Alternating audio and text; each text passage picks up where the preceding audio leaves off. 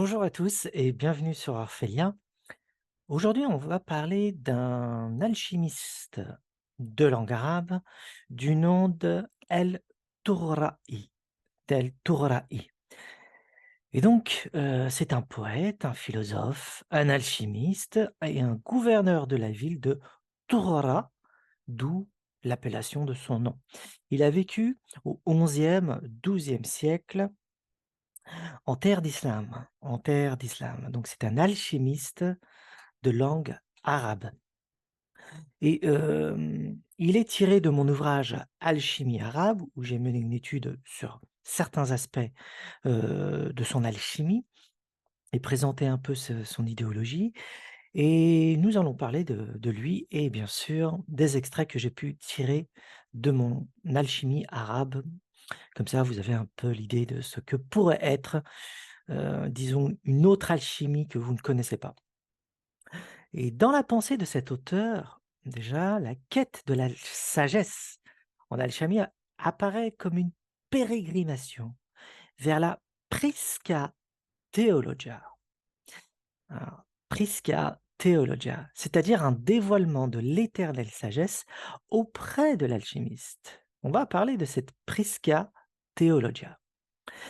Eh bien, cette Prisca Theologia, étymologiquement antique sagesse ou première sagesse, est identique à la philosophia perennis. Alors des grands termes, des grands mots, tout ceci est très commun pour ceux qui sont habitués à lire la spiritualité en Occident ou l'ésotérisme, Prisca Theologia ou Philosophia perennis, qui signifie la philosophie pérenne. Donc Prisca Theologia et Philosophia perennis, c'est la même chose. Eh bien, nous retrouvons l'idée de l'existence d'une théologie éternelle dans la Prisca Theologia et la Philosophia Perennis, puisque c'est la même chose. Dans cette vision du monde, on retrouve une théologie dite éternelle, de nature divine, dans les plus anciennes civilisations, comme l'Égypte ou la Mésopotamie par exemple, et dont les prêtres respectifs pensaient que le savoir humain était d'origine céleste et a été révélé à des hommes exceptionnels à l'aube des temps. Donc on retrouve ça réellement dans les textes de Mésopotamie et les textes égyptiens. Une idée que les modernes, disons modernes, Prisca Theologia, c'est la Renaissance, Philosophia Perennis, ce terme-là est un peu plus récent, mais l'idée est semblable et on retrouve ça à l'Antiquité et beaucoup plus loin dans les grandes civilisations, sus-mentionnées d'ailleurs, hein. Et lorsqu'on lit ces textes-là, des grandes cultures de l'Antiquité, les grands, le sacerdoce avait cette idée que leur théologie, c'est-à-dire leur prêtrise, leur conception de la divinité et les rituels qui les accompagnent, qui accompagnent les rituels, qui accompagnent la théologie, qui accompagnent les révélations, proviennent d'une antique sagesse divine, révélée à des hommes exceptionnels. On retrouve cette idée-là en Égypte et en Mésopotamie. Donc c'est pas très moderne, puisque ça se retrouve dans les vieux textes, tout ça. OK. Donc cette idée, elle persista chez les premiers chrétiens et se retrouve renouvelée à l'époque de la Renaissance. Le terme même de Prisca Theologia a été forgé par Marcel Fichin au XVe siècle, traducteur entre autres des œuvres de Platon, mais aussi du Corpus Hermeticum. Voilà, Marcel Fichin est une personnalité hors du commun, quelqu'un d'extrêmement important dans l'histoire occidentale, dans la spiritualité, la philosophie et l'ésotérisme. Et Fichin et Pic de la Mirandole, c'est un de ses élèves, et pas n'importe lequel, c'est un immense élève de Marcel Fichin. Ces deux-là ont concentré leur effort pour réformer l'Église catholique de leur temps dans la recherche de cette Prisca Theologia, cette antique sagesse, révélée par Dieu, bien sûr, à différentes cultures du monde. Ces deux-là pensaient trouver cette Prisca Theologia dans différents courants ésotériques éparpillés à travers les âges. Le néoplatonisme, l'hermétisme, le pythagorisme, la Kabbale hébraïque, les oracles chaldéiques, l'orphisme et d'autres traditions de sagesse ancienne comme la magie ou l'astrologie. Hmm. C'est au sein de cette pensée très ancienne, qu'El-Touraï, notre alchimiste de langue arabe qui a vécu au XIe au XIIe siècle, s'en crée lui-même. Donc il appartient à ce même courant-là. Et qu'est-ce qu'il dit? Il dit que l'alchimie, l'alchimie provient d'une révélation divine octroyée à Hermès Trismégiste à l'aube des temps, prédiluvien, tout ça pour lui. Par conséquent, cet art divin est apparu à l'aube des temps, hein, avant le déluge, avant le déluge. Il y a toute une mythologie et des légendes qui accompagnent Hermès Trismégiste en terre d'islam. Et j'ai extrêmement, enfin, j'ai pris beaucoup de temps à pouvoir décortiquer toutes ces légendes dans mon ouvrage Alchimie arabe. Donc, l'alchimie est sacrée et divine pour El-Toraï. Elle puise à la même source que la prophétie, et c'est pour cette raison que notre alchimiste pratique le principe de la dispersion de la science, hein, du savoir divin, au même titre que le père des alchimistes en terre d'islam, Jabir ibn Hayyan, le Jaber des latins, le fit dans ses ouvrages. C'est-à-dire qu'il y a un principe de sauvegarde de la connaissance, ici la science divine, qui est, on n'offre pas cette connaissance dans un texte, on va disperser toute cette connaissance à travers des dizaines de textes, éparpillés et morcelés. Hein, c'est ce qu'a fait le grand alchimiste arabe Jabir ibn Hayyan, le Geber des latins, un incontournable de l'alchimie, occidentale ou orientale, un incontournable, c'est le père de l'alchimie en terre d'islam d'ailleurs, ok. Eh bien, ça sert à protéger et à sceller le secret divin afin que seuls ceux qui se mettent en quête puissent recoller les morceaux du puzzle. Et ils pourront voir les morceaux du puzzle parce qu'ils l'auront demandé à Dieu. C'est-à-dire que c'est une grâce divine de pouvoir trouver les morceaux. Donc, c'est dispersé par des maîtres, disons, alchimistes, et ces maîtres ont dispersé ce savoir dans différents textes, en sachant que seuls ceux qui auront reçu la grâce divine pourront y avoir accès. Le reste seront éparpillés et perdus dans le labyrinthe. C'est ça un petit peu le labyrinthe des alchimistes. L'alchimie, pardon, l'alchimiste est donc dépositaire du sens profond de la prophétie et est à même de comprendre les textes sacrés révélés par Dieu. Là, nous sommes vraiment dans la Prisca Theologia où les textes révélés, les textes divins, hein, les textes révélés par Dieu aux hommes, et l'alchimie forment un et même, une et même science, un couple. Et donc, on n'est pas dans cette dispersion ou dans cette, comment on peut dire ça, cette fragmentation du savoir, comme on le considère aujourd'hui dans différentes disciplines, où tout est segmenté, séparé et bien mis à part. Pas du tout. À l'époque, hein, l'astrologie, la magie, l'alchimie, la théurgie et bien d'autres choses, hein, la philosophie de la nature, tout ceci formait un tout, un tout. Et parler de l'un, c'est parler des autres également. Aujourd'hui, on sépare tout, alors que l'alchimie, c'est la mère de toutes les sciences, disons les choses de cette manière-là. Et donc, d'un côté, il y a les textes révélés, et de l'autre côté, il y a la science divine, l'alchimie, qui est l'alchimie, est la mère de tous les savoirs humains. Tous les savoirs humains. Et donc, c'est révélé également. Donc, la science divine est révélée, et les textes sacrés sont révélés et proviennent de la même source. Donc, il faut bien le concevoir que tout ceci a été formalisé par, de manière mythique, et les légendes sont là pour appuyer cette idée-là, par Hermès Trismégiste. Donc, tout comme les prophètes, les alchimistes doivent se dépouiller des plaisirs de la chair et acquérir une noblesse d'âme afin, afin de parachever leur œuvre et de saisir la science dispersée, de recoller les morceaux. C'est le seul moyen. Les secrets de la nature sont accessibles aux alchimistes, comme les secrets cachés des textes sacrés. Donc c'est les plus grands herméneutes, les plus pas les exégètes, hein, mais vraiment ceux qui comprennent le sens même des textes sacrés, comme le langage de la nature. Ce sont les alchimistes.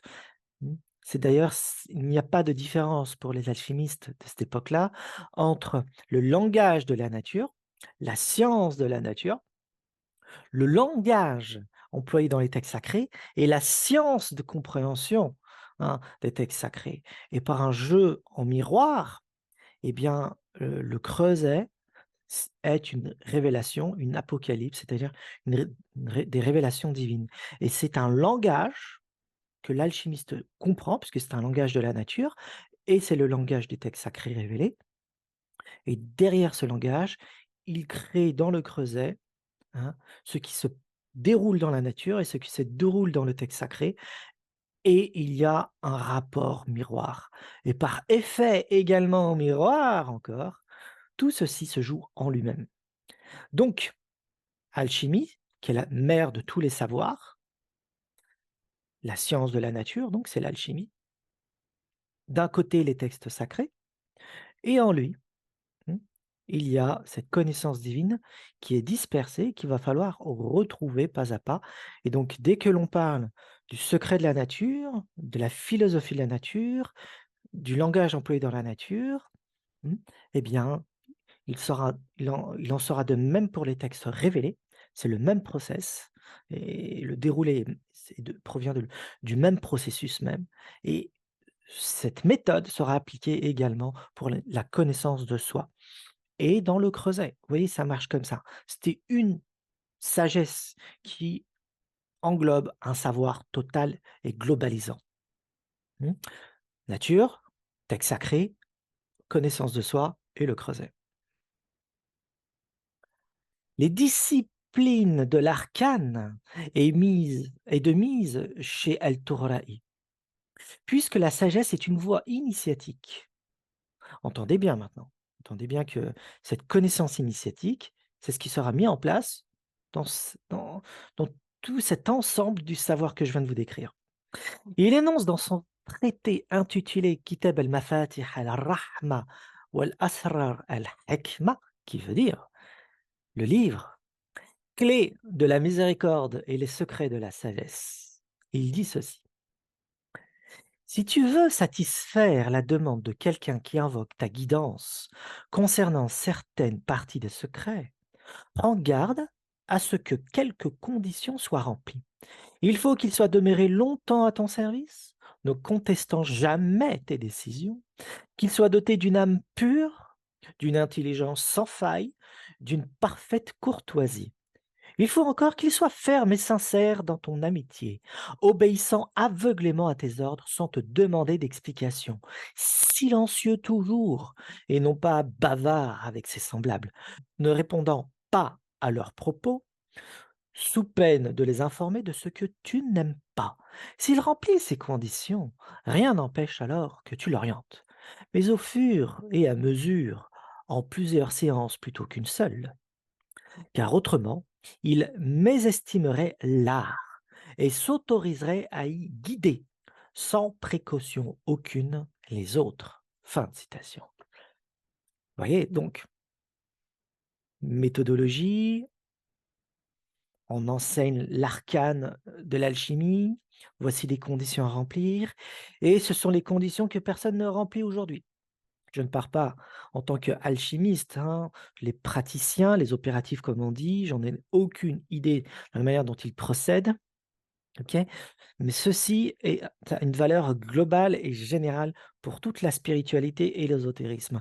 Beaucoup d'indignes, beaucoup de gens qui se prétendent, disons, guidés, formation 2 semaines, 3 semaines, 1 mois, et les voici maîtres en tout genre. Et nous sommes dans ce cas de figure où ils ne comprennent absolument ni le process, ni le processus, ni le langage de la nature, ni le langage de leur âme d'ailleurs. Le langage de la nature, c'est le langage de sa propre âme. Ils ne comprennent ni la science dispersée, comment la regrouper, ils ne comprennent donc pas l'arcane qui est voilé derrière cet artifice, le labyrinthe, et les voici en train de parler à droite à gauche et polémiquer avec tous ceux qui ne sont pas d'accord avec eux, et les voici encore créer beaucoup plus de troubles dans notre société. Voilà. Nous sommes dans ce cas de figure et il serait très intéressant d'écouter ce que dit El-Toraï. Donc, la présence d'un maître est indispensable, selon lui, pour enseigner l'art d'Hermès. Pas d'auto-initiation. Certains demandent à créer des auto-initiations aujourd'hui, par exemple. Improbable pour El-Toraï, et y compris pour la science hermétique originelle. C'est au cours de cette initiation, qui s'étend sur plusieurs années, que les voiles obscurcissant le cœur se déchirent. Le cœur étant le siège de Dieu, seul cet organe spirituel est apte à être illuminé jusqu'à resplendir de mille feux. Cependant, El Torahi nous avertit que seul Dieu peut ouvrir cet œil divin. Nous voici avertis. Personne, enfin l'homme par lui-même, ne peut déceler le secret divin. C'est un don de Dieu, c'est une grâce divine, parce que c'est une grâce que l'adepte découvre, hein, les secrets divins. Voilà, il peut découvrir ça grâce à cette grâce, ce qu'on appelle le don divin. Et les alchimistes latins et modernes parlent à ce titre de don de Dieu. De don de Dieu. Voilà, une grâce, un don. Et ceci s'active par des visions, des rêves. C'est-à-dire que l'âme commence à s'ouvrir à la dimension spirituelle et invisible, et un flux descend, un flux de nature visionnaire, d'inspiration, de synchronicité, et ainsi de suite. C'est l'ouverture, hein. C'est les prémices, tout ça, c'est les prémices, d'accord? Donc, on ne peut pas comprendre le secret de la nature, ni le secret de son âme, ni le secret des textes sacrés et le secret du creuset, si nous n'avons pas cette grâce. C'est très important à savoir. L'alchimiste suit un cheminement parsemé de difficultés, pareil à un labyrinthe. Pour ne pas se perdre, il doit user de son intelligence doublée d'une patience à toute épreuve et à un travail de lecture assidue, développement d'une connaissance intellectuelle, disons, d'un savoir intellectuel assez conséquent, mais également d'une noblesse d'âme qui se développe et d'une patience, et ainsi s'ouvre à soi, hein, le royaume du ciel. Donc il y a bien une pratique qui correspond également à une purification de soi, qu'on va désigner comme étant des rituels alchimiques à l'époque, des prières, des méditations, des dévotions, et ainsi de suite. Et c'était présent, ça, hein, dès l'origine. C'était présent dès l'origine. Voilà, voilà. Donc c'est le fameux terme labor oratoire, c'est-à-dire le travail et l'oratoire, le côté prière et connexion avec Dieu. C'est connu ça depuis tout temps dans les textes d'alchimie. Voilà, donc c'est comme ça qu'on ouvre les portes du monde céleste, hein, pour les alchimistes de cette époque-là. Au cours de son chemin, il se doit aussi de réfléchir à ce qu'il a entendu par la bouche de son maître et lu dans ses nombreuses lectures. Par la suite, cette réflexion mène vers une méditation sur soi-même, laquelle éclaire davantage la voie jusqu'à atteindre la contemplation. Dans son Jami' al-Asrar, la somme des secrets, c'est la traduction, d'El Torahi, un autre ouvrage de notre cher alchimiste, voici ce qu'il dit. Citation. Celui qui veut dégager le secret de l'alchimie uniquement à l'aide de sa méditation et de sa contemplation doit être assidu et comparer les principes avec les principes, les élaborations avec les élaborations et les noms avec les noms. Il n'obtiendra la connaissance parfaite de la vérité et la maîtrise de la pratique qu'après avoir excellé dans la connaissance du dessein de chaque sage, tant en ce qui concerne ses symboles, ses énigmes et sa visée dans ses dissimulations. Et Dieu rend facile le déchiffrement des secrets à ce genre de contemplation, après la perfection dans les sciences de sagesse. Fin de citation. Voilà, c'est dit, c'est dit. Travaille, travaille, travaille, lis, et la porte s'ouvrira, hein. De quelle manière sont réceptionnés les secrets de l'alchimie? Mmh. Par des images véhiculées soit dans les rêves, soit dans un état de conscience modifié que l'on peut assimiler à un état méditatif. Voilà, ça marche comme ça. Il y a des images qui apparaissent. L'intuition, des inspirations, des images, hein. Mmh. Les vérités divines sont réceptionnées par le biais d'images par l'âme. En ce sens, el Torah donne une primauté à la faculté imaginative, laquelle se coordonne avec le plan imaginal, le mundus imaginalis dans Recorda. On va en parler de ça, hein. Dès que l'âme se met en relation avec sa propre intériorité, des images apparaissent, c'est-à-dire des révélations d'un autre monde. Des images apparaissent et qui sont plus ou moins sombres ou lumineuses selon l'état de pureté de l'âme. Donc il y a un mixage entre le monde d'en bas et le monde d'en haut. Lumière et ténèbres. C'est un mixage. Et il y a des images qui apparaissent. Donc, c'est un mélange. On ne prend pas à la lettre ce qu'on voit. On ne prend pas à la lettre ce qui est dit, parce que l'âme n'est pas encore purifiée pour y voir déjà clair et savoir ce qui vient d'en bas et ce qui vient d'en haut. Donc, ce qui est pur et ce qui est impur. Et donc, ce qui provient de ses propres délires et ce qui provient réellement du ciel. Hein. Seule une âme clairvoyante, c'est-à-dire purifiée, peut faire la différence de ce que je viens de dire. Sinon, tout le monde prend à la lettre et voici Métatron parler à n'importe qui, à n'importe comment, parce qu'on considère que tout est à prendre à la lettre. Là, je parle du channeling. Des gens font parler Métatron dans le channeling, voilà où on en est aujourd'hui. En d'autres termes, cette âme contemplant en elle-même l la mise en perspective de Dieu à travers un jeu d'images dont la nature symbolique l'affilie au langage des alchimistes. Donc ces images que l'on reçoit, ce sont les mêmes images qui sont diffusées dans la nature, c'est le même langage, c'est les mêmes images, diffusées dans le creuset à travers disons des analogies. Ces images vont être analogues. Enfin, le creuset va formuler des choses d'une manière analogue aux images que l'on voit. Ensuite, par des couleurs, des odeurs, des textures. Donc, à partir de là, il y aura des analogies à faire avec les images que l'on reçoit et également dans les textes sacrés. Et c'est ainsi que les révélations intérieures nous éclairent sur la science totale. Voilà. Et donc, en d'autres termes, le monde imaginal, donc ce monde des images qu'on appelle le mundus imaginalis, le monde de l'âme, hein, ce qu'aujourd'hui on appelle le monde astral, ce monde-là est un point de contact entre le monde divin et le monde d'en bas. Une interconnexion, un moyen de communication. Ok, équivaut à un territoire de connaissance auquel l'alchimiste tente de saisir le discours divin qui s'y déroule au même titre que l'alchimiste le ferait pour un texte d'alchimie. Et donc, plus cette âme se purifie, bah, plus les images deviennent clairvoyantes, claires, nettes, et on comprend.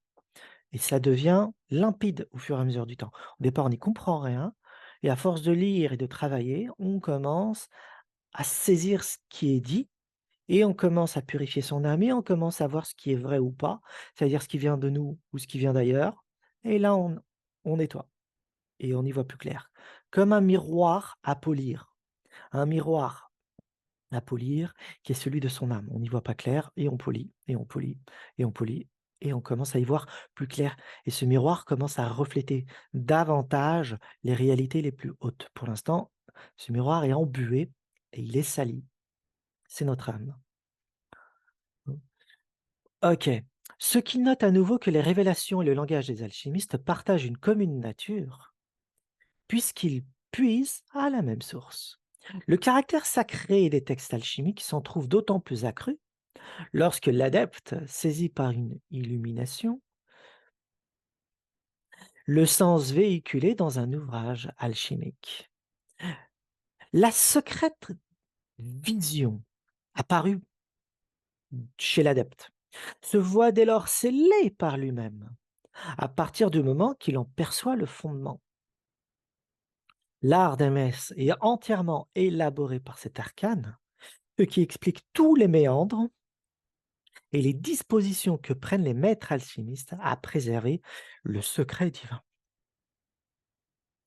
C'est au cours de ce c'est au cœur de ce monde imaginal qu'apparaissent ce qu'on appelle les idées platoniciennes, en d'autres termes, les archétypes. Et l'adepte les perçoit comme des épiphanies chargées de connaissances. Hein. Donc, ainsi, le plan archétypal, situé au plus haut niveau du réel, dialogue avec le plus bas, celui où nous résidons, à travers un intermonde, le monde imaginal, dans lequel évoluent des images qui flottent entre terre et ciel, chargées de connaissances, bien sûr. Cette tripartition du cosmos, donc ciel, monde intermédiaire et terre, le monde d'en bas, se miroite en nous-mêmes puisque nous sommes constitués de la même charpente. Si notre esprit s'érige à notre sommet, dans une profondeur intérieure incroyable, le corps, quant à lui, se tient à la surface de notre existence et façonne notre relation que nous avons avec les choses du quotidien. Donc l'esprit est situé dans notre profondeur et correspond au monde archétypal ou celui des idées. Il a un lien avec ce monde des idées, ce qu'on appelle le soi aujourd'hui. Ok. C'est dans notre profondeur. Tandis que notre moi corporel, ben, il réside parmi les corps. Voilà, antinomique. Et c'est lorsque l'âme, qui est située au milieu et au centre, qui est dévolue au monde des images, s'enflamme de la présence de l'esprit, qu'elle commence à recevoir ces lumières à travers des images, des inspirations, des révélations personnelles que les alchimistes ont encodées dans leurs traités. Voici les trois mondes intérieurs et les trois mondes cosmiques, ciel, atmosphère ou monde intermédiaire et la Terre. Donc le monde imaginal correspond à l'atmosphère sur le plan mythique, correspond au monde de l'âme sur le plan humain. Et c'est une faculté cognitive, c'est une faculté de l'âme, de l'esprit, qui s'appelle l'imagination. Et elle doit être activée. Et lorsque l'imagination est activée, on commence à recevoir un flux.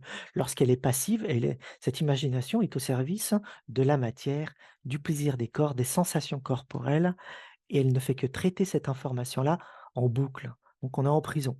Donc l'imagination est importante. Elle doit être éveillée à une dimension supérieure. Sinon, on tourne en boucle. Bon, il y a énormément à dire sur le développement d'imagination, parce que ceci est corrélé également à la faculté d'ouverture de son âme. Mmh. Imagination et âme, vous voyez qu'il y a un rapport. C'est l'organe même de l'âme pour les alchimistes de l'Antiquité et du Moyen Âge. Hein. C'est l'organe même de l'âme, comme ça que ça a été nommé par les néoplatoniciens d'ailleurs. L'organe de l'âme et également par l'ésotérisme islamique, c'est l'organe de l'âme, très influencé par les néoplatoniciens, entre autres Proclus ou Plotin. C'est les deux gros morceaux qui ont influencé l'ésotérisme islamique.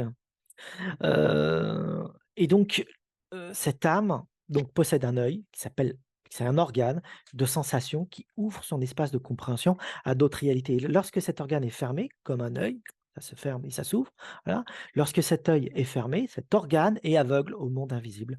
L'imagination ne voit rien et ne fait que traiter les informations du monde d'en bas et on tourne en boucle, on tourne en rond.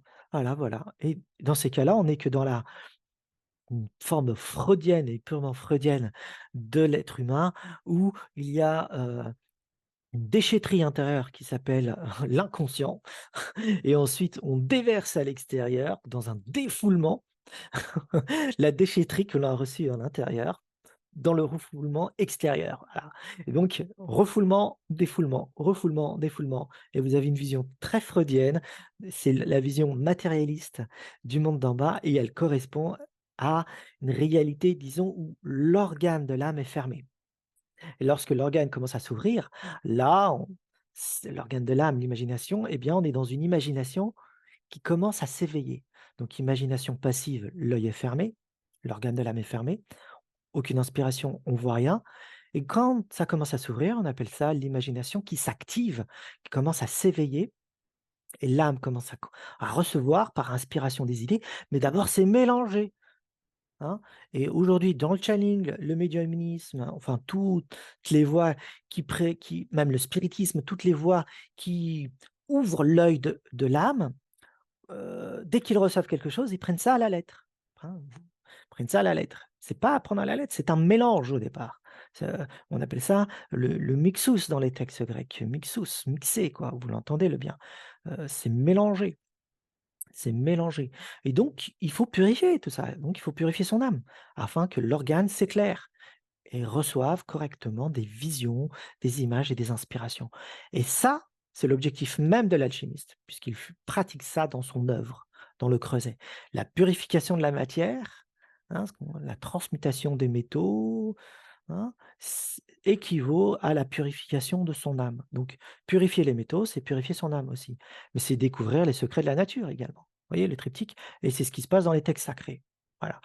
La majorité des gens interprètent les textes sacrés à la lettre, d'autres dans un mélange, un mixus, moitié qui viennent d'une interprétation personnelle qui est complètement déviante, avec des petites réalités qui se présentent par-ci par-là. Mais seul celui qui a l'organe de l'âme pleinement ouvert peut voir la réalité des textes sacrés, autant que les secrets divins disséminés dans la nature, dans son âme et dans le creuset. Voyez? Donc c'est un homme inspiré, illuminé. Et là, on appelle ça une herméneutique, et non pas une interprétation. On comprend le langage, on ne l'interprète pas.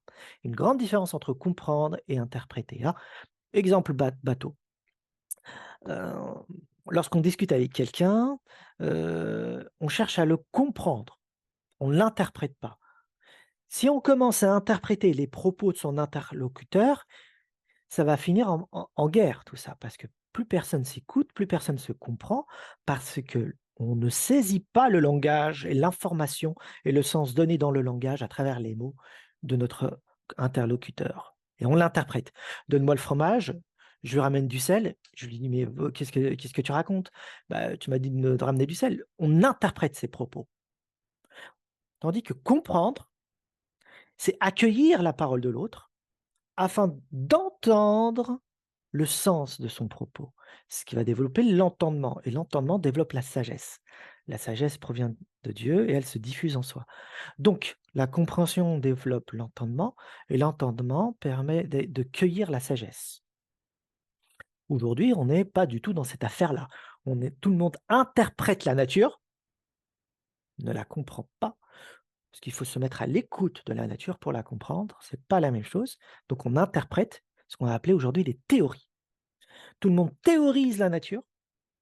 Tout le monde propose des théories et des hypothèses sur le fonctionnement de la nature parce qu'on l'interprète. On ne la comprend pas, la nature. Vous voyez la différence? L'alchimiste, lui, dans la compréhension, à l'écoute de la nature. Il ne l'interprète pas. Comme il n'interprète pas les textes sacrés, il cherche à comprendre les textes sacrés. Voilà, il cherche à comprendre son âme et non pas interpréter ce qui se passe dans son âme. C'est pas la même chose, hein. Vous voyez maintenant? C'est ça la sagesse des alchimistes. Une sagesse qui provient de l'enseignement d'Hermès Trismégiste. C'est comment la sagesse doit se diffuser dans la connaissance, hein. Voilà, voilà, voilà, on en est loin, bien on en est loin. Maintenant, tout ceci a été encodé par les maîtres alchimistes dans leurs textes et ce sont des appels à des gens qui peuvent entendre pour comprendre ce qui est dit et même ce sont des appels à la lumière de l'âme afin qu'elle perçoive les images, les illustrations qui sont nombreuses dans les textes d'alchimie, hein, nombreuses, hein, qui sont des transpositions de perceptions suprasensibles élaborées sur des textes, illustrées sur des textes, et on nous dit: «Ce que tu vois là provient d'ailleurs». Donc ne l'interprète pas, essaye de comprendre ce qui est dit, parce que c'est des visions, c'est des inspirations qui ont été imagées. Donc mythes, contes et légendes sont utilisés à cet effet-là, autant que les illustrations. Voilà, c'est le langage de l'âme. Maintenant, à vous de jouer, à vous de jouer. El Touraï maintenant rappelle que les symboles employés par les alchimistes restent indéchiffrables pour le commun des mortels. Seul celui qui s'est attardé à de longues heures de méditation et de réflexion peut entendre la voix du ciel. Dans son Mafatih ar-Rahma, les clés de la miséricorde, nous pouvons lire ceci, citation. La sagesse alchimique est le point le plus extrême où peut atteindre la faculté humaine dans la connaissance des vérités et l'acquisition des sagesses pratiques et spéculatives par les moyens fiables. J'expose mes discours de façon dispersée et sans ordre afin qu'arriver à la sagesse au prix du labeur, de l'assiduité, épuisé par de longues veilles, la sagesse soit pour toi la plus précieuse et la plus chère, et que tu sois des plus avides à la dissimuler, et que ne soit pas perdu ce dont la dissimulation, la sauvegarde, la mise en garde quant à la divulgation et la perte font l'objet des pactes préexistentiels que Dieu a fait conclure aux intellects dès leur création originelle. Fin de citation. C'est-à-dire qu'il y a un plan archétypal, nous connaissions les secrets divins, nous les voyions, nous les vivions, nous sommes tombés et il y a eu comme un pacte originel, ça c'est très islamique, c'est dans le Coran tout ça, pacte qui consiste à dire tu ne pourras jamais révéler les secrets que tu as vus parce qu'on va te les faire oublier.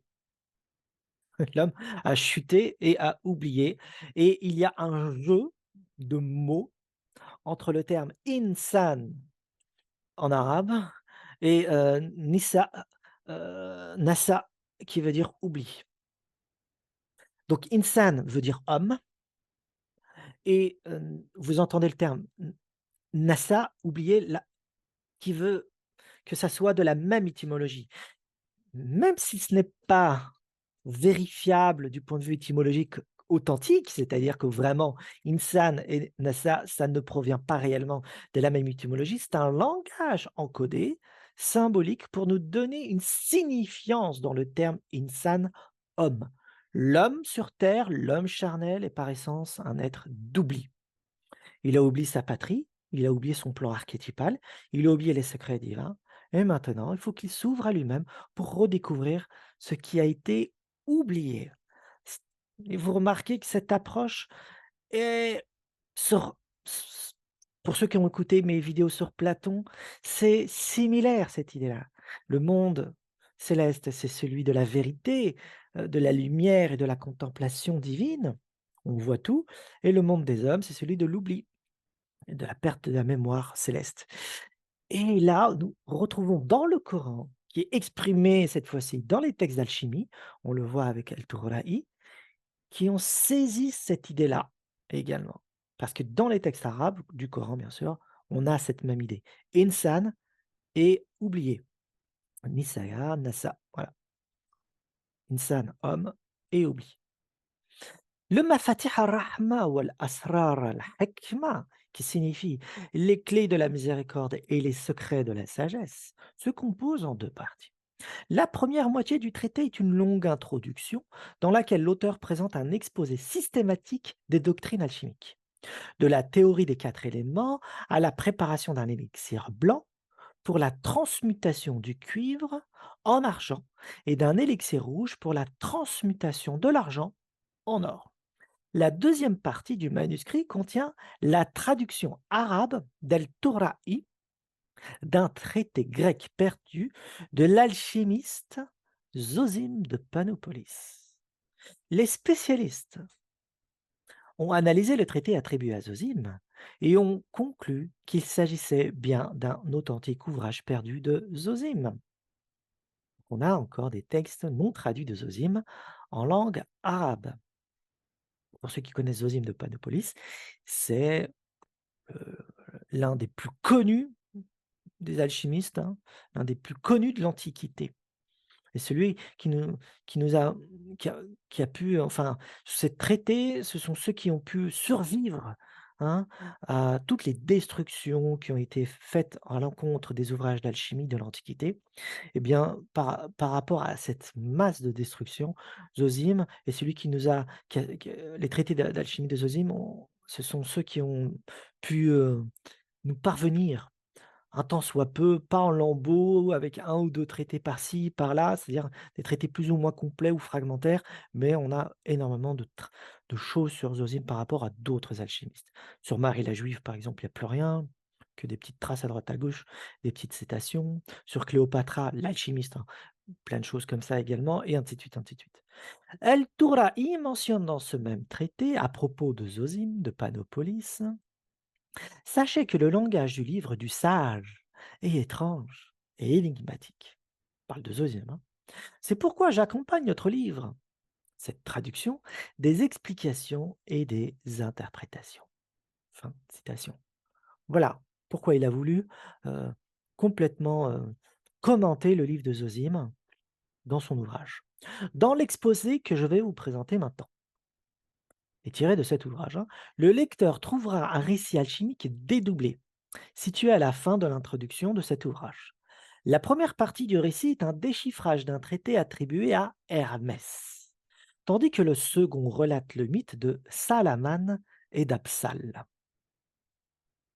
Le premier récit évoque une quête, celle des secrets et du déchiffrement d'un traité d'Hermès, tandis que le second récit vient compléter celui-ci et symbolise l'exil de l'homme et son retour vers Dieu. El-Touraï a donc accolé deux récits en un afin de leur donner une tournure parfaitement alchimique. Le récit débute par le conte du roi Razro-Miyal, grand monarque aguerri à l'art d'Hermès. Au cours de ses lectures, il découvre un ouvrage fort mystérieux, rare et ancien, et dont la langue lui reste close. Il appartenait à Hermès lui-même. Ne sachant lire cet ouvrage, rempli d'illustrations qui, à notre sens, ne pouvaient être que des hiéroglyphes, ou l'ancêtre de cette écriture, selon les mythes musulmans concernant l'alchimie, il se tourna vers le royaume inférieur des démons, ce qu'on appelle les djinns, lesquels étaient censés posséder bien des secrets, y compris le savoir des langues anciennes. Or, le récit nous montre que le déchiffrage de ce codex ne pouvait être fait que par des êtres angéliques, puisque composé par Hermès, la langue ne pouvait être que le Suryani, la langue céleste, la langue divine, la langue des anges. Et cette langue angique est dit avoir été apportée par Hermès Trismégiste lors des rédactions des savoirs révélés par Dieu. Donc, le peuple antédiluvien, avant le déluge, était censé parler la langue des anges, ce qu'on appelle en arabe le Suryani. Et ce Suryani a fait l'objet d'immenses commentaires, de compréhension, d'études dans l'ésotérisme islamique, et les alchimistes évoquent ça, et el-Suryani est présent dans ce récit que présente el-Touraï, la langue des anges. C'est la langue adamique, donc, la première langue de l'humanité. Et le Suryani est donc équivalent à la langue énochienne des textes ésotériques en Occident. La langue énochienne, que l'on retrouve disséminée dans les études ésotériques en Occident, c'est la langue dite le Suryani dans les textes de l'ésotérisme islamique. Dès lors, le roi décide d'entrer en contact avec le royaume céleste. C'est alors que les anges lui révèlent l'existence d'un sage voyageur du nom de Bansal, dont les pérégrinations indiquent qu'il s'agit d'un supérieur inconnu, tel que le rapportent les textes occidentaux, et connu dans le soufisme par le terme de substitut, Abdal. C'est Abdal, les substituts, ces supérieurs inconnus, vraiment il y a un rapport similaire profond. Abdal qui veut dire changer, Badala, changer. Donc, il y en a un qui meurt, il est remplacé tout de suite par un autre. C'est comme ça que ça s'appelle Abdal. Mais dans mon ouvrage L'alchimie arabe, je propose également une autre orientation de cette compréhension qui est beaucoup plus ancienne que l'islam lui-même. C'est Abdal entoure un gardien comme étant le pôle du monde. Et ce gardien est donc entouré d'un cercle d'initiés et dont la connaissance est universelle et atemporelle, la fameuse Prisca Theologia ou la Philosophia Perennis dont on a parlé tout à l'heure. Et cette philosophie éternelle, qu'est-ce qu'elle a? Elle contient l'alchimie, le secret du langage de la nature, de l'âme, c'est-à-dire tout ce dont on a parlé, la science totale. Ce gardien connaît la science divine, hein, ce qu'on appelle le Qopt, en langue arabe. Le Qopt qui veut dire le pôle. Et ce pôle, il est comme le point fixe au milieu du ciel, le pôle nord, c'est pour ça que ça s'appelle le terme pôle. Et ce pôle nord, il bouge pas. Et tout autour de lui, les étoiles se meuvent. Et là, vous avez sur le plan terrestre exactement la même chose. Vous avez un gardien de la connaissance sur Terre qui s'appelle le Khopt, et autour de lui, il y a un cercle d'initiés qui sont comparables aux supérieurs inconnus des textes occidentaux. Et donc, on découvre dans le texte que présente El Torari cette mise en scène dans son texte d'alchimie, hein. Et donc, Bansal pourrait être même ce pôle dont on vient de parler, pourrait être ce pôle céleste. Mais rien ne nous permet de l'avancer. Il n'y a rien de précis vraiment. Ce pôle est donc l'équivalent aussi de l'imam pour les chiites, hein. Donc, le gardien, le supérieur inconnu, le maître des supérieurs inconnus, l'imam pour les chiites, correspondent trait pour trait à ce qui est présenté dans ce texte alchimique. Et qui est-il? C'est le soufre rouge, hein, pour, les alchimistes, hein. C'est pas n'importe qui, c'est celui qui a c'est la pierre philosophale, le soufre rouge, hein, dans les textes d'alchimie arabe. C'est celui qui a la capacité de transmuer tout ce qu'il touche. C'est celui qui a la capacité de transmuter tout ce qu'il touche, quand il le veut, bien sûr, hein. Or, le système des Abdal, mmh, de cercle d'initiés, supérieur inconnu, et du Krupt, le pôle qui est situé au centre, est fondé sur l'idée de substitution, c'est-à-dire que chaque fois que le dignitaire porteur de ce titre meurt, il est remplacé par un autre qui occupe immédiatement sa fonction, le pôle étant pour son époque le seigneur de la communauté des parfaits et les modèles des personnages immortels. À l'instar de ce système musulman, l'ésotérisme occidental affilie la communauté des immortels, les supérieurs inconnus, à un enseignement secret et dont l'alchimie se tient au cœur même de la connaissance gnoséologique. Recoupement parfait. Et c'est à travers ce réseau universel d'hommes, parce qu'il qui dépasse les frontières religieuses, hein, c'est pas la religion qui compte dans ce côté-là, c'est la connaissance. Et ce cercle d'initiés, c'est un cercle d'immortels, hein. Après, il y a eu une déviation dans cette compréhension, puisqu'on va parler de la fraternité blanche aujourd'hui. Voilà, mais c'est tiré de cette idée-là, hein, la fraternité blanche, Blavatsky et puis tous ceux qui sont venus après elle, on nous parlait bien sûr. Ça sort pas de sa tête, hein, elle s'est appuyée sur de vieux textes, tout ça. Et c'est à travers ce réseau universel d'hommes, qui dépasse bien sûr toutes les frontières des religions, que l'apparition des rose-croix se fit connaître au XVIIe siècle en Occident. En effet, cette société secrète est présente des traits évidents de construction de grades initiatiques, pareils aux sociétés d'initiés en islam. Et on retrouve cette affiliation directe, hein, cette correspondance directe dans les textes même des Rose-Croix, hein, dans la Fama Fraternitatis, entre autres, on retrouve ça. Le personnage biblique de Melchisédek devient l'archétype céleste de l'ange de lumière apparenté à Michael ou à Métatron dans la Kabbale, lequel se présente comme prêtre des immortels et détenteur de la gnose originelle, hein. L'ordre invisible des immortels esquisse un tableau de corréligionnaire dont le but est de transmuer l'humanité, avilie aux tâches les plus basses, vers une dévotion et une libération totale de Dieu et de devenir eux-mêmes des anges sur terre. Ce sont des gardiens, des protecteurs, des maîtres enseignants et des immortels qui ont cheminé vers leur propre transfiguration. À la suite de cette rencontre avec Bansal, le roi Razurumiyal se voit à son tour détenteur de la gnose.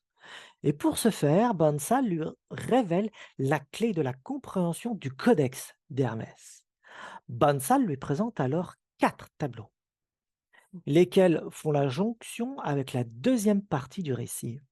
En d'autres termes, le mythe de Salaman et d'Absal poursuit cette rencontre et propose une illustration des 4 tableaux que je vais vous présenter et du sens du codex d'Hermès. La version que rapporte El Touraï de Salaman et d'Absal diffère de celle du poète Djami, parce que ce sont c'est une légende assez connue dans l'ésotérisme et la spiritualité islamique, ok, et qui a été traduite par Henri Corbin dans ses études, hein. Mais la ce que rapporte El Tourari diffère de celle du poète Djami sur Salaman et Absal et du philosophe Avicenne, lequel a fait l'objet d'une grande étude par Henri Corbin, traduit en français et tout ça. Du rapport mystique et philosophique de ces 2 auteurs, nous comprenons qu'El Tourlaï a voulu symboliser derrière ce récit une illustration complète de l'art alchimique.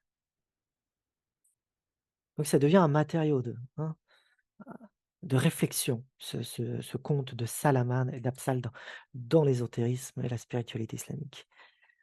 La légende transcrite par El Touraï met en scène un roi et un sage. Nous sommes dans Salaman et Absal, hein. Rapport tout alchimique d'ailleurs. Le roi se questionne que le sage, alors que le sage connaît les réponses. Le roi questionne, le sage connaît les réponses. Le récit évoque aussi la légende du déluge et des 2 pyramides, analysée en profondeur dans notre ouvrage Alchimie arabe, dans lesquels est préservée la connaissance encodée par Hermès Trismégiste, c'est-à-dire le mythe même de Salaman et d'Absal, selon ce récit et ce traité. L'image que donne Al-Toraï du mythe consiste à transposer ce récit en un symbole pour élaborer le soufre rouge, nom donné par les alchimistes de langue arabe à la pierre philosophale. D'ailleurs, une plante particulièrement magique joue un rôle important dans ce mythe, et dans la pensée d'Al-Touraï, elle est l'image symbolique de l'élixir suprême et de la capacité de transmuter le plomb en or. Il s'agit de la mandragore. La mandragore joue le rôle de matrice dans la pensée d'Al-Touraï. Le sage conseille au roi de ne pas procréer par la voie naturelle, mais de déposer son sperme dans la mandragore et non dans l'utérus de la femme. De cet accouplement magique naîtra Salaman. Il est donc le fils de la mandragore et le fruit pur du roi qui désirait se préserver de l'acte sexuel. Hein. Attention, on parle d'alchimie là, hein, tout est symbolique, hein. En terre d'islam, cette plante est dotée des mêmes propriétés anthropomorphiques que les légendes la concernant en Occident. Elle est sacrée, magique et possède une aura quasi divine. Plante photophore, son caractère sacré exige de l'approcher avec respect. Dès l'instant où l'œil se pose sur elle, le cueilleur est tenu de se prosterner. Il doit alors faire ses ablutions, faire la prière et rendre grâce à Dieu, afin de chasser les mauvais esprits de la plante. Il est nécessaire de procéder à un rituel. On récite des versets coraniques et on brûle de l'encens. L'officiant doit se tenir debout, retirer son couvre-chef et le mettre sur le sommet de l'arbre appelé le rouge. La plante se présente sous la forme d'un couple mâle et femelle. Les 2 enfants de 4 ans de la légende racontée dans ce traité. Voilà, 2 enfants de 4 ans. Ils sont enlacés comme 2 amants. C'est ce que rapporte El Touraï. Et cet alchimiste nous relate sa cueillette en ces termes. Citation. Attention, tu ne dois pas l'arracher toi-même, sinon tu risques la mort. Attache une corde à la patte d'un chien ou d'un autre animal et fixe-la de l'autre côté au tronc du rouge. Quand le chien l'arrache, l'arbre pousse un cri. Alors les djinns et les êtres spirituels font de même, pareil au tonnerre. Approche-toi de lui, tu trouveras 2 enfants de 4 ans dont l'âge véridique est en réalité 30. Ensuite, apporte un bassin et un couteau aiguisé. Puis récite la sourate Le Soleil. Immole tout, d'abord le mâle, puis la femelle. Chacun des membres de cet arbre a une propriété particulière. Le plus important, c'est son sang. Il transmue les métaux vils en or. Fin de citation. Nous sommes dans le mythe de Salamane et d'Apsal. Et là, c'est la naissance de Salamane. Hein. Voilà. Donc, il a complètement reformulé le conte connu dans l'ésotérisme islamique, hein, traduit par André Corbin, bien sûr, étudié en profondeur par ce dernier aussi, et il l'a intégré dans la confection de l'art d'Hermès et ce qui se déroule dans le creuset. Par rapport analogique, faites les ponts avec la science totale dont je vous ai parlé tout à l'heure. Pour revenir au texte de Salamane et Absal, la disparition d'Absal n'est qu'apparente. Quand vous allez l'entendre, faites bien attention à ça. Puisque derrière Vénus, qui est citée dans ce texte, se cache cette même Apsale. Il y a une transmutation qui s'opère. Apsale devient Vénus, mais sous une image transfigurée. Donc Apsale s'est transfiguré en Vénus. El-Touraï a réécrit la légende de Salamane et Apsal afin de lui donner une aspérité encore plus alchimique. Il insiste lourdement sur la naissance de l'enfant né de la mandragore, autrement dit de Salamane, et dans ce passage, nous pouvons reconnaître ce que je viens de vous décrire là et de ce que je veux vous citer tout à l'heure, nous pouvons reconnaître l'image de l'homonculus. C'est ça. Cet enfant alchimique croîtra pour devenir l'homme parfait, le soufre rouge, l'or des alchimistes. La mère des ténèbres du texte d'El Touraï, soit l'Occident, apparaître le symbole de l'œuvre noire. Alors écoutez bien maintenant tout ce qui va être dit. Tout comme les 6 années d'exil s'apparentent aux 6 étapes ou élixirs qu'il faut dégager de cette substance noire. Donc vous voyez, c'est encodé le texte, il est encodé alchimiquement. Là, je vous propose de comprendre certains passages. Pas tout, ça va. Hein. À vous de jouer quand vous allez l'écouter. La noyade d'Apsal renvoie à une purification de la substance, non encore fertile, contrairement à l'image de Vénus qui rappelle la teinte de la substance verte porteuse de vie. Vénus, couleur verte, s'est associée depuis tout temps, depuis les plus vieux textes d'alchimie, la couleur verte. À vous, la table d'émeraude. Pourquoi la table d'émeraude est verte? À vous de voir. Et quoi correspond le vert? Hein, faites vos recherches. Et maintenant, il est l'heure d'entamer la lecture des 2 mythes.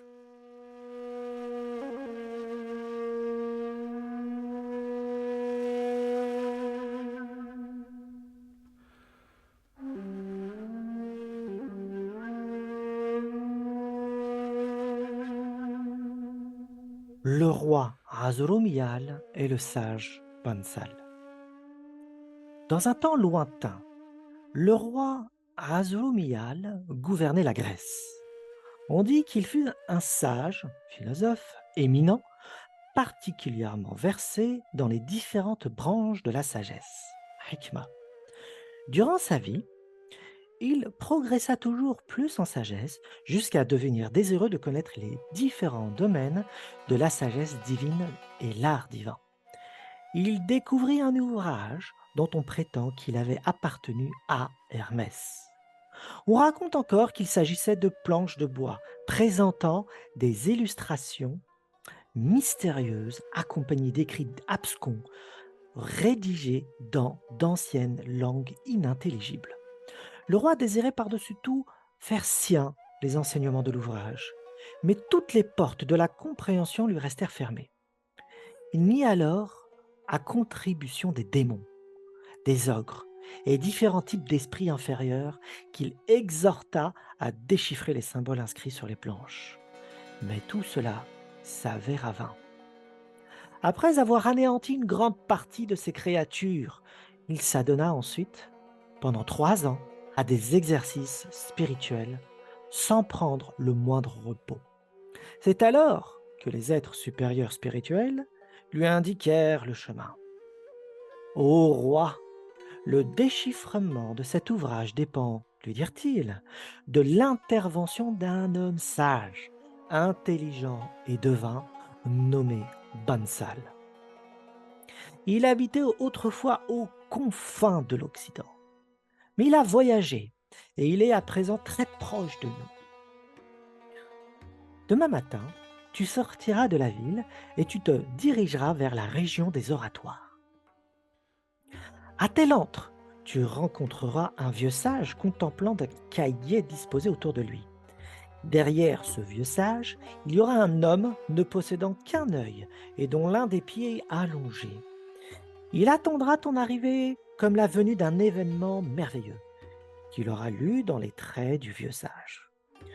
Tu t'entretiendras alors poliment avec le sage, mais aussi humblement et avec sincérité. Enlève ton costume royal, puis salue-le et glorifie-le d'une façon qui sied à son rang élevé. Garde-toi de t'adresser à l'homme qui se tient derrière lui, sinon tu perdras la vie, parce qu'il n'est pas d'un rang conforme à ton état ou à ta station.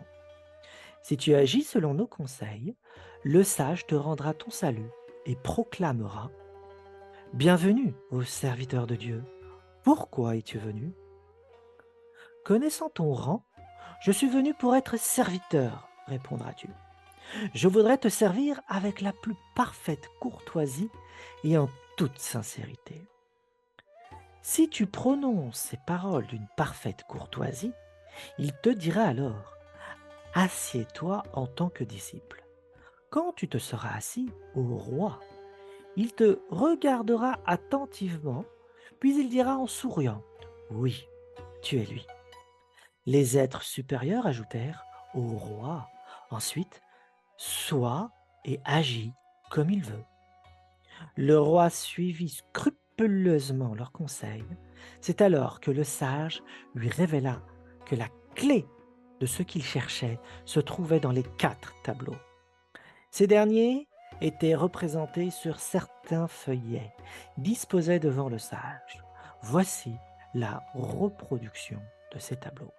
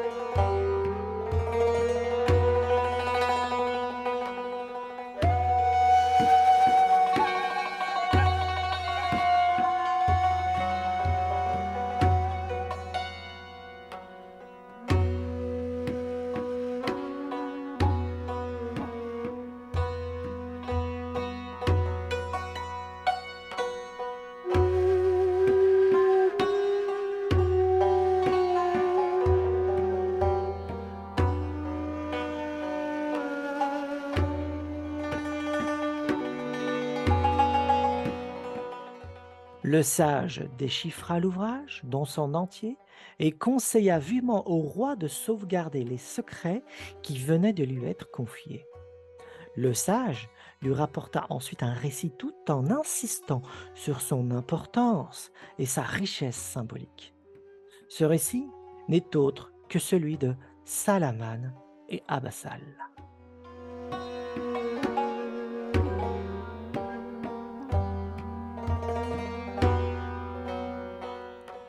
Salamane et Abassal del-Touraï. Un sage éminent vivait autrefois dans le royaume d'un roi de la Grèce. Il jouissait d'un tel prestige aux yeux du roi que ce dernier le consulta pour toutes les affaires d'importance. Un jour, alors que le sage lui rendait visite, il constata son trouble. Ô roi du temps, lui dit-il, que t'est-il arrivé? L'un de tes désirs n'aurait-il pas été comblé? Fais-tu face à une grave difficulté qui te cause de la souffrance? Aurais-tu un besoin quelconque afin que je le satisfasse en fidèle serviteur que je suis? Le roi répondit: Oui, ô sage, j'ai besoin de ton aide, mais je me demande s'il te serait possible de satisfaire ma demande. Oui, ô roi, répondit le sage, si la première créature et le principe généreux me secourent. Le roi lui dit: Approche-toi de moi. Le sage fit ainsi. Le roi lui dit alors sur le ton de la confidence: Sachez, ô sage, qu'hier soir, il m'est venu un songe inspiré. Un sage abyssinien s'est approché de moi. Il portait une couronne rectangulaire sur laquelle se trouvait l'image du soleil. Mais il y avait aussi une image semblable à celle de la lune représentée sur sa couronne. Sur son côté droit, il portait un nouveau-né. C'était un roi à ce point honorable et parfait qu'il dépassait en excellence l'image du soleil et celle de la lune. Dès que je le vis et qu'il tourna son visage vers moi, je disparus du monde sensible. Avant de quitter définitivement ce monde, j'entendis le sage dire: C'est en vue d'un nouveau-né comme celui que tu vois que les rois s'honorent de leur sage, ainsi que des actions réalisées grâce à leur sagesse. Se trouve-t-il dans ton pays un sage dont la sagesse a produit un tel fruit? Puis je m'absentai entièrement pour ensuite m'éveiller, ce qui fut la raison de ma tristesse. Si tu possèdes une telle sagesse, apporte-la. Ô roi, je suis heureux de t'annoncer, répondit le sage, une bonne nouvelle.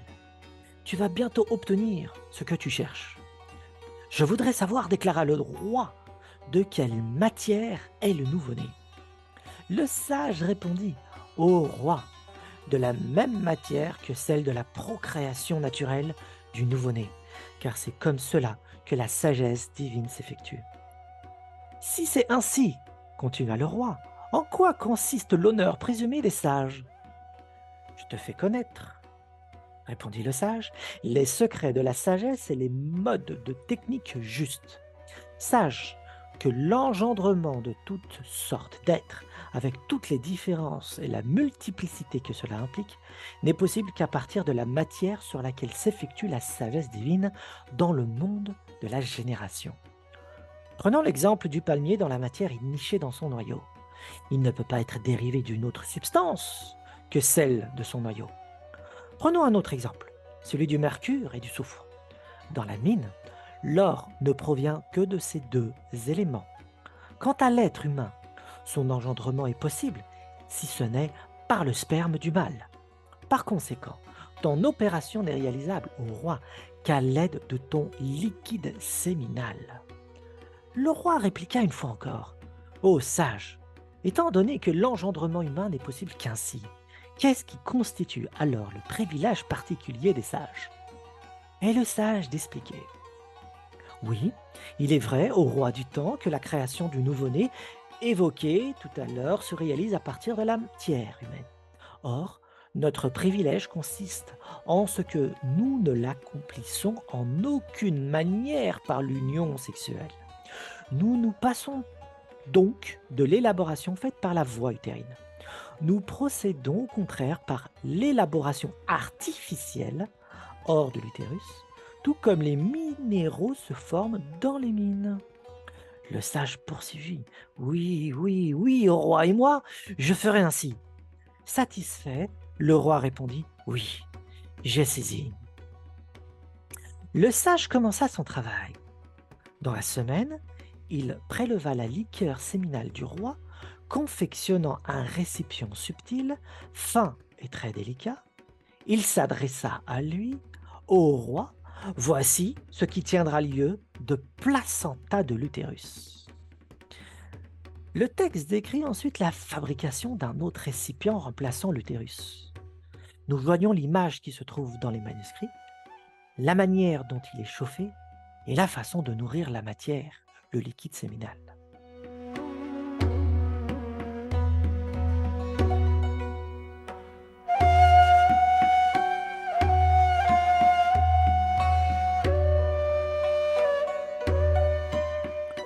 Le sage continua ainsi son exercice tout le temps de la durée de l'élaboration. Et c'est alors que s'acheva la création du nouveau-né. Il le sortit du récipient et le mit dans la baignoire dont on a parlé pendant 3 heures, de crainte que la frigidité et le mouvement de l'air ne l'agressent. Ensuite, il l'emmaillota et le présenta à des personnes de grand renom. Il continua à le surveiller jusqu'au sevrage. C'est alors qu'il le mena au roi. Ce dernier eut le souffle coupé à la vue de cette merveille, sa noble créature divine, et il dit: Gloire à Dieu! On dirait qu'il est tout à fait semblable au nouveau-né que le sage abyssinien m'a donné de contempler en vision. Voici la preuve de la vérité de son rêve. Le narrateur ajoute: Disons donc que le prélèvement du liquide séminal joue un certain rôle, même de manière imaginaire. Le roi se réjouit fort et le prénomma Salamane. Il le confia à une nourrice du nom d'Absal. Devenu adulte, les désirs charnels, de manière comme toute logique, exercèrent sur lui une grande emprise. C'est alors qu'il se prit d'affection pour Absal. Son père l'avertit et lui interdit cette inclinaison, mais le fils fit la sourde oreille. Le roi s'emporta alors contre lui et décida d'exiler Salamane et Ève sur les côtés de la mer des ténèbres. Ils y demeurèrent 6 ans. Salamane finit par sortir de sa torpeur et conçut une grande culpabilité d'avoir désobéi à son père. Au bord du désespoir, il saisit Ève par la main et la jeta dans la mer des ténèbres et fit de même pour lui-même. En agissant ainsi, il s'élançait pour ainsi dire dans la quête de la connaissance de soi. Le sage comprit ce qui était en train de se passer. Il extirpa Salamane du fond de la mer, sain et sauf. Quant à Ève, elle périt. Le sage l'abandonna et s'occupa de Salamane, qui prit conscience de sa grandeur et de ses puissances fortifiées. Et il se détacha de tout ce qui en lui relevait encore des liens matériels et des intérêts charnels. Ce fut un grand motif de satisfaction pour le sage, qui était le moteur de son existence, bien évidemment, mais aussi pour le roi, qui lui interdit de commettre des actes répréhensibles. Lorsque sa nature corporelle fut pétrifiée, ses qualités d'âme perfectionnées, et que sa spiritualité agréante et agréée s'anima, il fut temps pour Salamane d'être porté au comble de sa perfection. Le sage le saisit et le transporta en un lieu désert. Il lui prodigua quelques conseils. Je vais substituer ton ancien amour pour Ève, dont tu es actuellement éloigné, à quelque chose qui te ferait oublier ce dont tu as eu connaissance et qui t'occupait auparavant.